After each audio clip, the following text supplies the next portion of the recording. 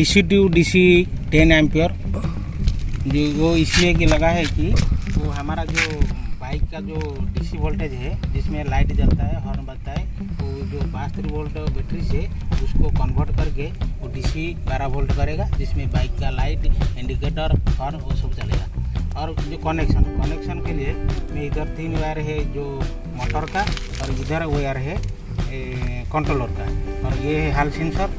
और तो वीडियो अभी काफ़ी लंबा हो गया, इसलिए मैं कनेक्शन का दूसरा वीडियो बनाऊंगा। फिलहाल अभी इतना है।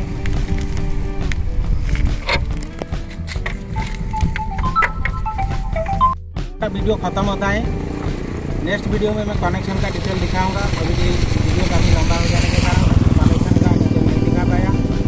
और अभी मैं रिक्वेस्ट करता हूँ कि मेरे चैनल को सब्सक्राइब कीजिए और शेयर कीजिए, और उसमें हमारा वीडियो बनाने में हौसला मिलता है। और नेक्स्ट में मैं इस तरह का वीडियो बनाते रहूँगा।